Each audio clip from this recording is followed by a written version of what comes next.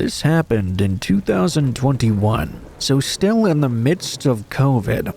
I'd totally forgotten this even happened actually, until I came across a similar story. Essentially, 2 years ago during COVID, a group of my friends and I wanted to all live with each other while we were doing remote learning at university.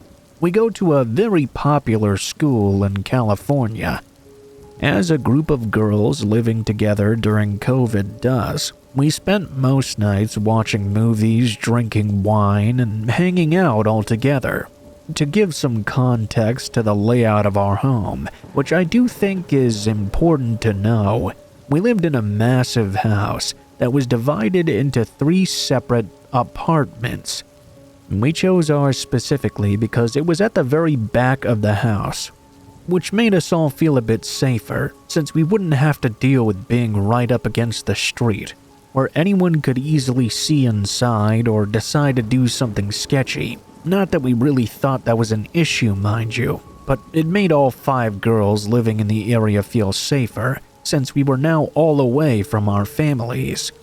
In terms of the inside, there were 4 bedrooms upstairs, 1 bedroom right next to the open concept kitchen/living room, and the ground floor bedroom faced our tiny parking lot. There was also a tiny garden, while our kitchen and living room faced a little sidewalk alleyway that ran along the side of the house and led to the front door. It was a pretty big apartment all in all. The rooms themselves were fairly small, but the communal kitchen and living room was a big and great hangout spot. Since we got the apartment in the middle of COVID, we hadn't furnished it properly yet, and so we did not have any curtains or blinds. The only thing that separated the window from the outside was a pretty flimsy bug screen.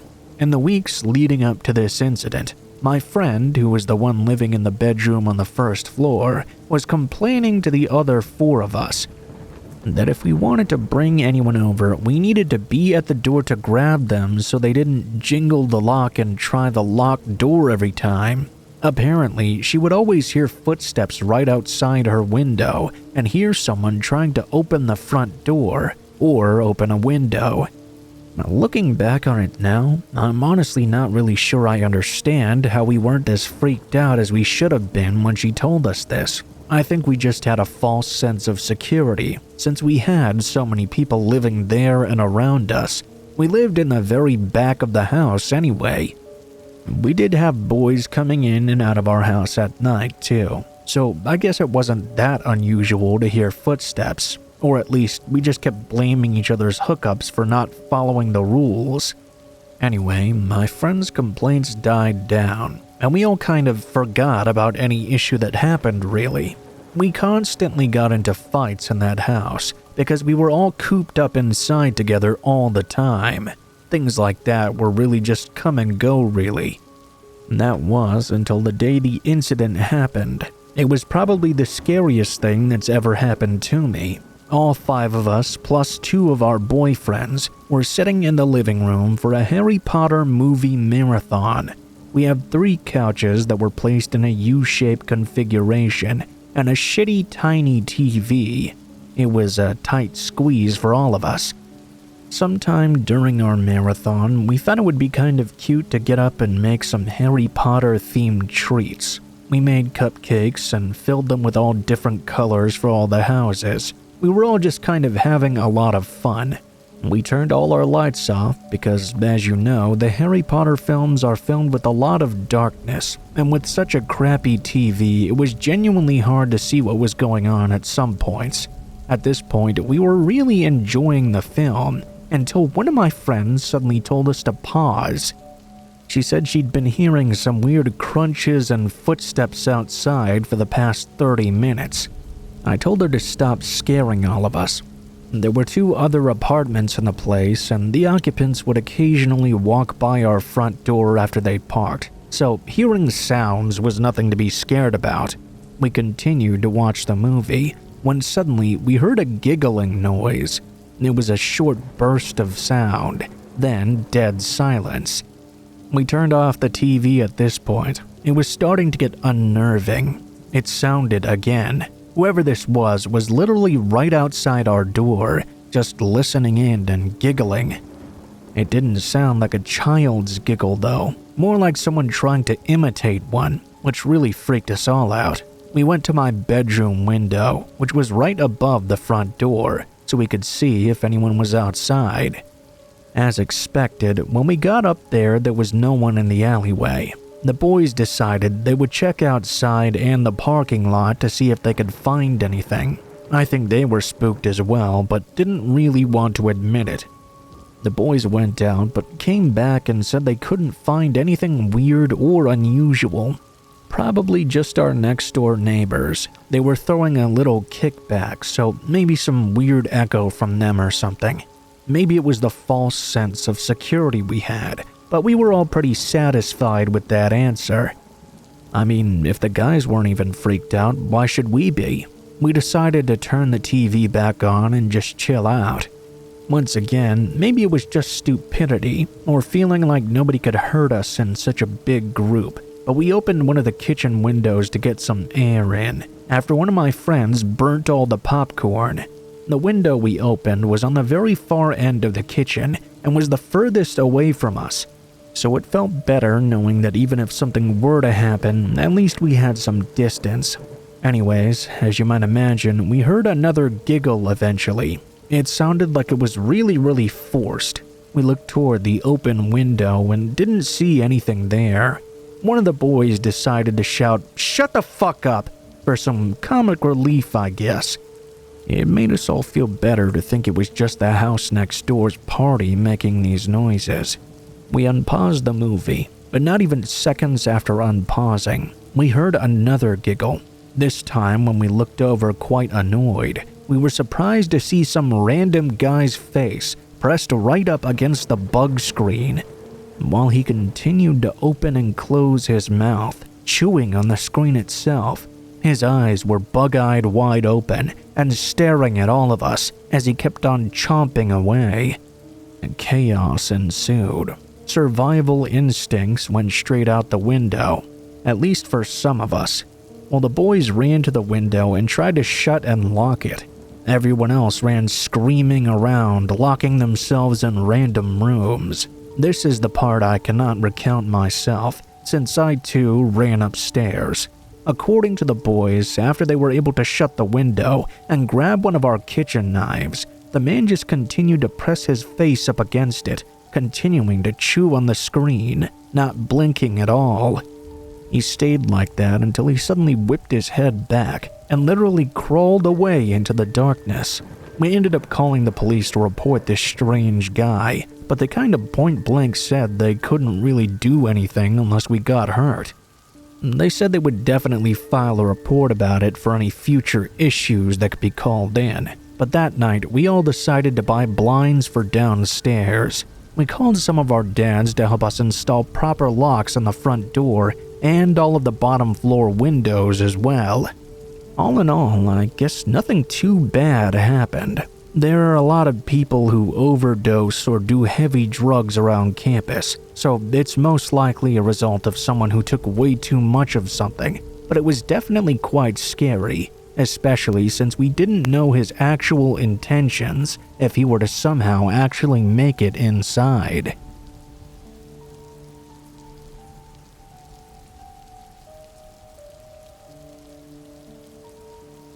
Back when I was in high school, my brother and two cousins ventured out on a long hike through miles of empty forest wilderness behind our house. We'd explored these woods plenty of times as kids. This time, he wanted to go deeper into areas we had never gone before. We packed food, flashlights, and kept our knapsacks full with everything we might need, fully aware we would probably be gone for several hours at the very least, and possibly might have to end up stopping and camping for an entire night. I did my best to mark a route for us, using a map and compass. It was stupid for kids under the age of 17, thinking that we could travel safely that deep into the sticks without anything happening. We were young and confident, and none of our parents tried to talk us out of it whatsoever. I was the oldest and the largest, so I carried the compass and most of the supplies, including the tents and water. My brother Joe carried the first aid kit and flashlights, while my cousins Lily and Tom split up the food between them. Lily also carried the flare gun. We only had one shot to use, but we assumed that would be enough. We walked the majority of the day without any incident at all, and after a few hours, we spotted in the distance a wooden structure sticking up out of the tree line.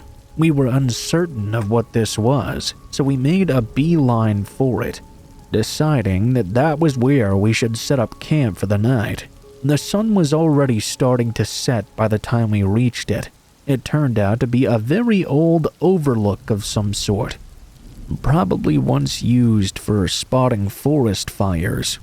We estimated it was probably 60 or 70 feet high, but it would be perilous to climb. The staircase was a single winding path that wound up the perimeter of the tower without any support beams whatsoever. We dropped our bags at the base of the stairs and debated on how high we should try to go. Lily and I wanted to make for the top, but Joe and Tom didn't really trust those rickety stairs, worried they could give way beneath us. Lily and I made our way up, though, slowly placing one careful foot in front of the other. When I was about halfway up, a rotted plank broke out from underneath me, and my whole leg sank down through the wet wood. I came down at an odd angle and bent my right leg painfully. I cried out and pulled my left leg through the hole.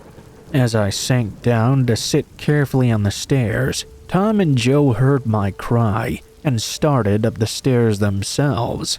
Lily, in turn, started back down, which probably wasn't the smartest thing to do. We were all panicking kids, though. When the others reached me, I immediately started insisting I was okay, and that we couldn't be up here on this weak staircase all at once. We should start heading back down now. Joe was the first to reach the bottom. That was when he stopped and pointed towards a nearby tree. "Hey, you!" We all looked over there. There was someone standing by the tree, just staring at us. We couldn't quite tell if it was a man or a woman, but the figure was extremely lanky, with a ridiculous amount of gray hair. They were wearing an almost ancient jacket and jumpsuit. It looked like they'd just been peeled off the bottom of a dumpster. The four of us froze, and we all just stared. None of us knew what to say, as the figure had a staring contest with us. As the stranger started to come towards the stairs, we all scampered and freaked out, running as fast as we could right back up them and towards the platform. I had already gone about 2/3 of the way up. I looked back. The person was going through our bags that we had left at the base of the stairs. "Hey, get the fuck out of there!" The others tried to open the trap door at the top. The figure looked up at me and called out something I couldn't quite understand. I'm not sure if it was because the others were making so much noise right above me, or because the stranger wasn't speaking English very well. It was a very high-pitched voice, so I assumed at this point it was a woman. I pulled out a small pocket knife and sat there, waiting to see if she'd try to follow us up. She didn't, though. She sat at the base of the stairs and started eating our food and pocketing most of our things. When it became fully dark out, we could see she was still sitting there. We were all unsure of what to do. We couldn't get up onto the platform, and we couldn't see enough to know if it was safe to climb down. I know what you might be thinking. Why didn't you chicken shits just go down and fight her? That very thought had crossed my mind several times during the night.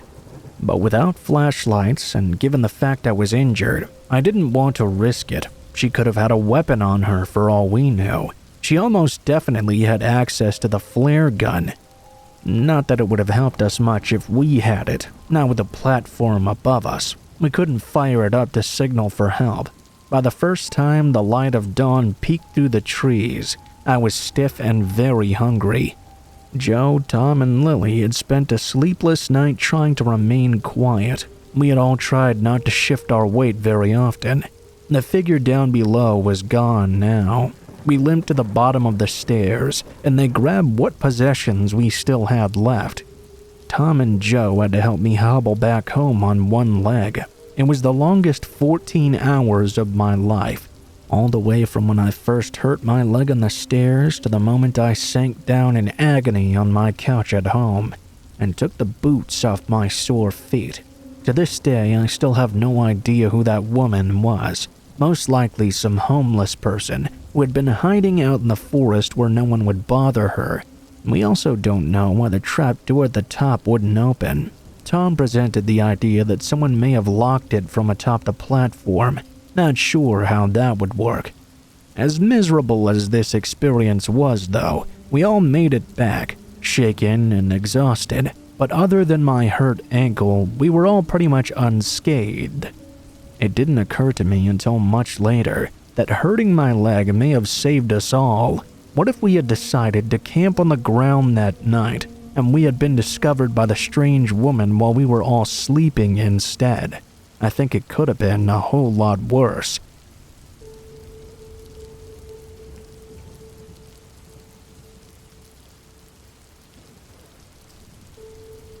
This is one of those experiences that really sticks with you, regardless of how much time passes. The kind that you make sure to tell your friends and family when reminiscing about scary experiences. This took place during my high school days, back in 2008. Starting high school wasn't exactly the best time in my life. I despised the politics of the high school microcosm and didn't get along with most of the students or teachers. Yeah, I was kind of an outcast.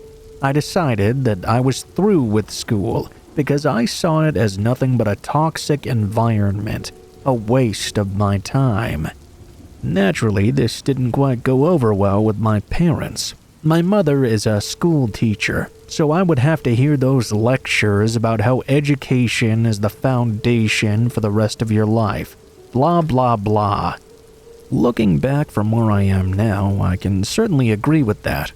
But I was an impulsive teenager with a severe lack of common sense. After about a year, I enrolled in a sort of alternate school, which was a place of sanctuary for pregnant teenagers and dropout rejects like myself. They offered me the opportunity to earn a high school diploma in a special program. It would allow me to graduate a year earlier than what I was supposed to originally, class of 2011. With this program, I was now officially class of 2010. Shit, a year off my sentence? Sign me up. I went through the process of being enrolled, and before I knew it, I was hopping on the bus for my very first day of my sophomore-junior year. I couldn't help but bask in the feeling of flunking my freshman year yet still being one step ahead of my former classmates. When I arrived, it was basically back to square one for me. I was surrounded by young women in various stages of pregnancy and young men with time in juvenile hall under their belts. Needless to say, I didn't really fit in with the crowd. I sat alone in the cafeteria during breakfast and stared off into space, speaking to no one at all. That was until this dude I recognized walked through the lunchroom doors. His name was George, and he was one of the very few people I actually talked to at my previous high school. We weren't exactly the best of friends or anything, but he was the only person I really knew. Turns out we were pretty much in the same boat as well. I waved him over and we made some small talk and reconnected. Later that day, my sister offered to pick me up from school, so after classes were over, I went outside to the parking lot to wait for her.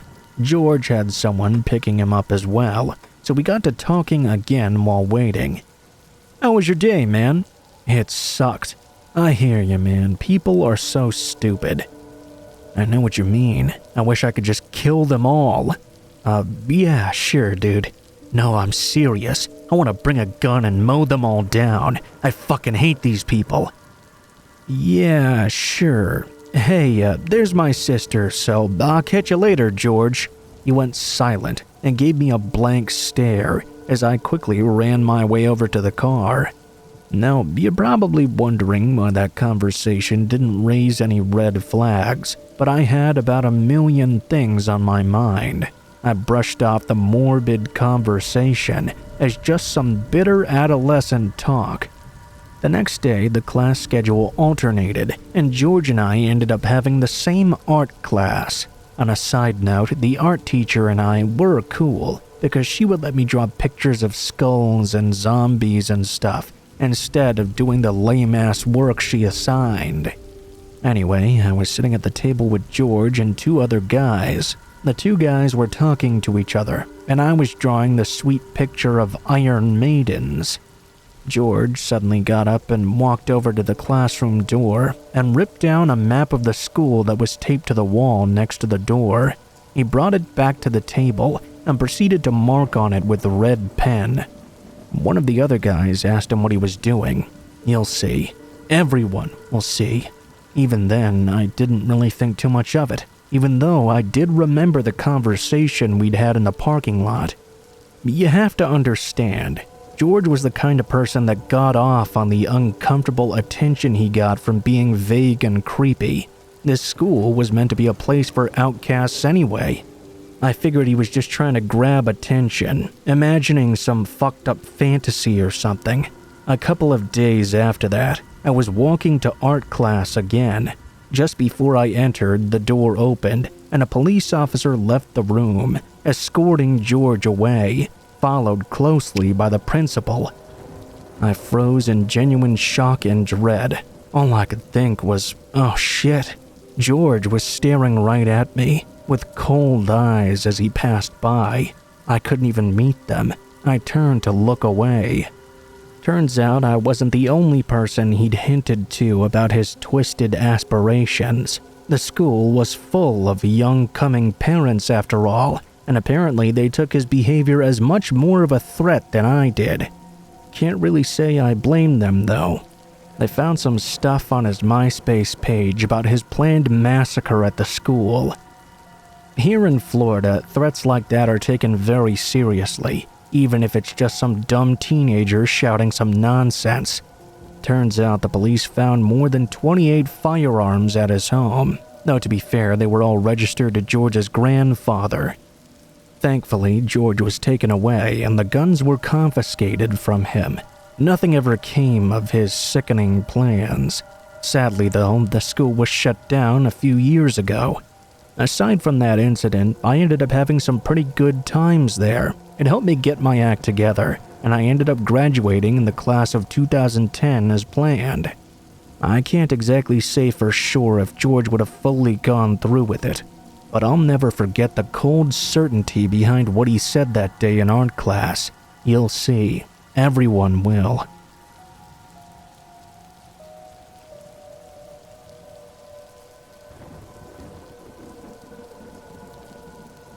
I had a friend who lived on 40 acres of heavy forest. Once the warmer weather began, we would put together a group of 6 people and go out paintballing, playing on teams of 3. In my mind, there was absolutely no better place for it. The terrain varied so much, from rocky to wetlands to steep hills. It was all just depending on the area we chose to play in.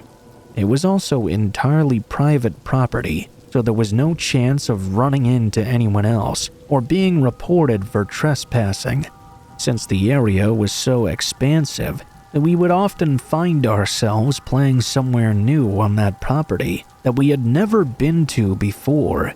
We would normally use quads or dirt bikes to travel to different sections of the area. On the afternoon this happened, we drove until the tanks were basically half empty, then traversed another quarter mile on foot. We drew lots for the teams and scattered off into the woods. The theme of this battle was Marvel vs. DC, so each of us had assigned ourselves a code name of a comic book villain from whatever side we were on. I found a small bluff to use as an overwatch point and picked a spot to hide for a few minutes while I adjusted my helmet and boots. Once I stopped shifting my weight around, I knelt down for a few moments. That was when I began to hear the sound of uncontrolled sobbing coming from somewhere nearby, sounding like it was somewhere behind me to the south. For a moment, I considered if it was one of my friends. After I removed the helmet and listened more closely, though, I realized the voice was much too deep. It sounded like a fully grown adult, crying like a drunk at a funeral. I debated on whether or not to ignore it, but my curiosity got the better of me. Setting aside the fact that this was our private property and no one but us should have been this deep into the woods, this person sounded like they might really need some help. About halfway to the source of this noise, I encountered another one of my teammates who had also heard this strange sobbing and decided to investigate as well. The two of us moved forward together, our paintball guns up and at the ready, knowing full well that if we were walking into actual danger, they might not be that useful at all. After another moment, we discovered a crumbling 2-story brick house that looked to us as though it might have been standing there since the Civil War. The sobbing and wailing was coming from one of the upstairs windows, though by this time it had died down considerably. The friend who lived on this property was not there with us, otherwise we could have just had him deal with it. What we should have done was go back to get some help, but again we were curious and concerned that this sobbing man may be in some kind of trouble. We carefully entered through the busted front door, not making a sound to announce ourselves. All the windows were missing, so the inside had a damp outdoors feel to it. There was dirt, leaves, and rusty beer cans all over. Despite it being so drafty, the place reeked of pot and sweat. We got to the base of the stairs. I decided this tension had gone on long enough, and I called out, "Hey, are you all right?" It was like I had awoken a grizzly bear. Someone upstairs roared with an intense rage and came charging towards the top of the stairs. Dust fell from the ceiling as the stranger upstairs came sprinting forward to attack. We turned and launched ourselves back out the front door and back into the trees. The screams of the haggard man warned us to back off. We took position in the trees in case the guy decided to follow us. That way we could open fire on him and at least slow him down. Once he got to the front door, though, he paused, squinting at the daylight for a moment before charging back inside. We each only caught a brief glimpse of him. Imagine the sweatiest, scraggly beard attached to an old scarecrow with about 14 layers of solid coats on. We marked our position as best we could and headed back to the play area. When we finally got back to our friends, they reported that they had run into 2 very drunk and furious homeless-looking guys who had charged them for a few yards before they defended themselves by firing several paintball rounds. They'd driven their attackers away. We booked it back to the bikes and drove back to our friend's house. We called the police. The patrol car showed up in about 20 minutes, but no one headed out into the woods for close to an hour until there were enough men gathered to head out and investigate. They even called in air support from a helicopter. It wasn't until after dark that we discovered at least 4 homeless men had been living in that old brick house. One of them had unfortunately died in the night, likely from an overdose of some kind. 2 of the men had wandered off to go look for a way to carry him away and bury him. The third had stayed with his body, the one sobbing uncontrollably over the death of his friend. Apparently, this place was well known in the homeless community. You could go there and disappear for a while. Even though there were several knives found in the house, none of the men had any weapons on their person when they were found, and they were arrested for trespassing. My friend's parents have since scheduled the small house to be demolished. They were completely unaware it had even been there to begin with. That's my story. Perhaps not the scariest encounter of all time, but it definitely put life into perspective for us. We were just dumb kids out having fun without a care in the world, and unknowingly stumbled across a safe haven for men whose lives were hopeless and taken over by drugs.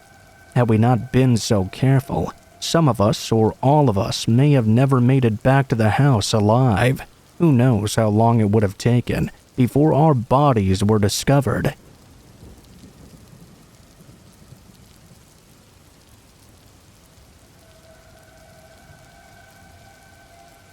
My boyfriend and I were taking a walk in the woods the other day as a part of our anniversary. We love nature, so it was going to be the perfect day for us pretty much. We live in an area close to some big forests where it can get fairly isolated. Nothing extremely remote. All the known trails are popular, but you can still easily find yourself alone in some densely wooded areas. You can really get lost as well. Nevertheless, the park we chose wasn't even that large, and it was during broad daylight as well. For some reason, this guy still decided it was a great day to spice up some couple's anniversary with whatever weird shit he was planning. Mind you, neither of us are very large people. I'm like 5'7" and my boyfriend is 5'5". Appearance-wise, I suppose we look like easy targets. I noticed this man very soon after we went to the park entrance, which consisted of a historic site, a pond, and a lookout point that delved into a series of forest trails that we planned on walking.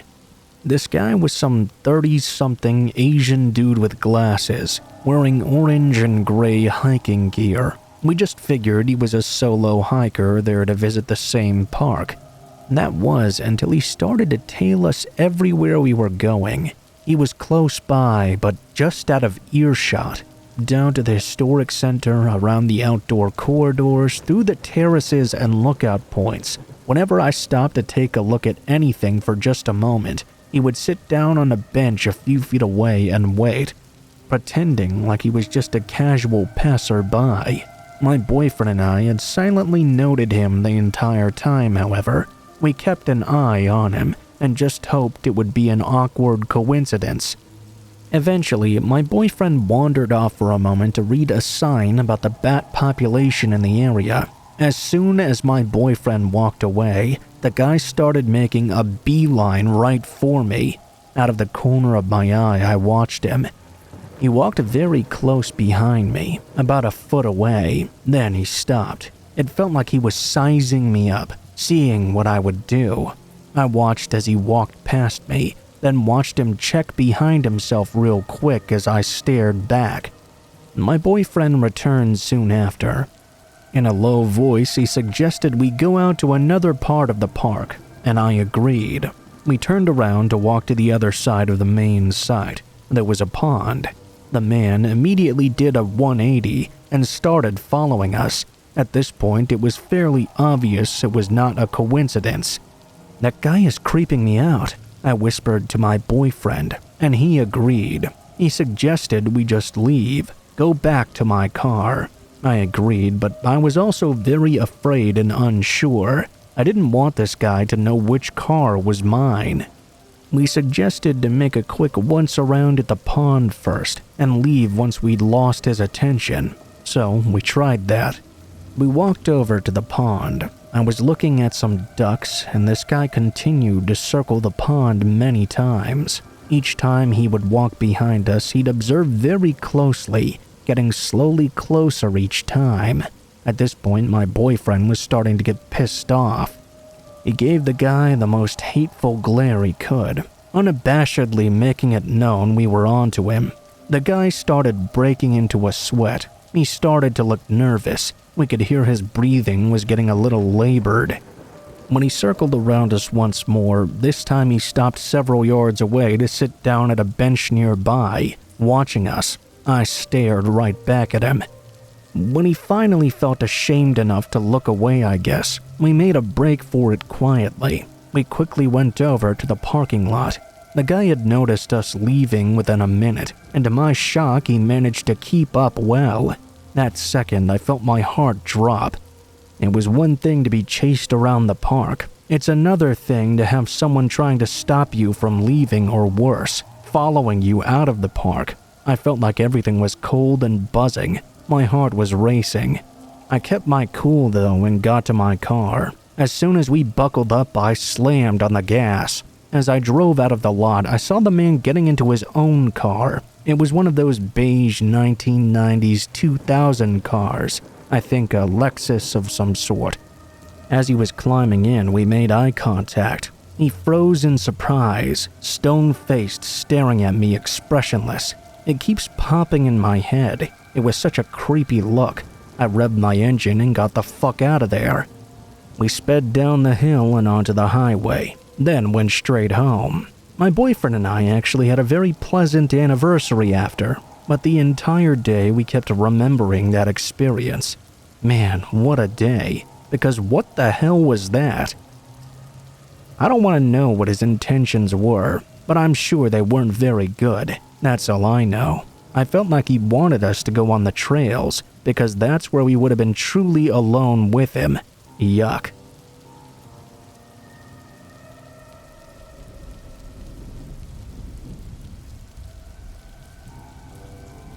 Hello, I, 27 and female, am married to my husband, 31 and male, and we have 2 children, Isaac, 8 and male from my first marriage, and Tiana, with my now husband, 5 and female.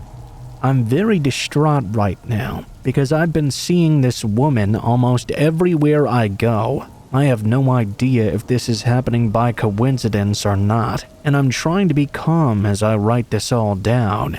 This whole situation started somewhere around May of 2022, where me and Isaac were at the local park, just doing our own thing.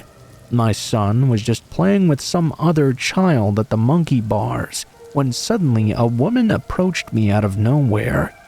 She had red hair, and her face was tear-stained. I became somewhat concerned, as it looked like she had been heavily crying. I tried to ask her what was wrong, and if she was all right, but she just kept staring at my son. The more she looked at him, the more she seemed to sob. All of a sudden, she sprinted towards him, running and screaming, "Michael!" She kept calling him that. It really freaked me out. I mean, she was running to my kid and calling him a different name. My son and the other child got scared. I approached them before she did, as I was faster than she was. I screamed at her to get lost, but she just stood there staring as I held my son. She seemed to be getting pretty enraged. She then muttered some things, but I couldn't hear what she was saying before she stomped away. The other child's father and I talked for a bit, and he seemed quite alarmed by what just happened. He predicted she was probably a grieving mother, and perhaps my son looked just like the child she lost. I was still disturbed, though, and swiftly took my son home. Since then, I had been afraid to take my children to any public areas, despite my husband's constant reassurance. Skip to June 2nd, 2022. I got a call from the school stating that a woman who was a new volunteer for lunch duty kept mentioning my son was her Mikey Bear and that she had been looking for him for years. They told me that another volunteer who had been working with her reported this strange behavior. I was scared as hell. I acted immediately by signing my kids out for the day. When I called the school the next day, I was informed she was no longer there, so I became pretty freaked out. Skip to last week, July 13th, 2022. It was Tiana's 5th birthday, and we decided to host it at a park in my in-laws' hometown. Everything was going pretty well, although I was still a bit paranoid. It was then, somewhere around 9 p.m. or so, when we'd just begun tidying up. As I looked out at the oak trees behind us, I could have sworn I saw her hiding there. I screamed at the top of my lungs and started chasing after her, but somehow she managed to lose me and get away. Ever since then, I've not seen her anywhere. but I feel like that's not going to be the end of it. I have no idea if this is the correct place to share this. I'm seriously considering homeschooling my children because all that has happened recently.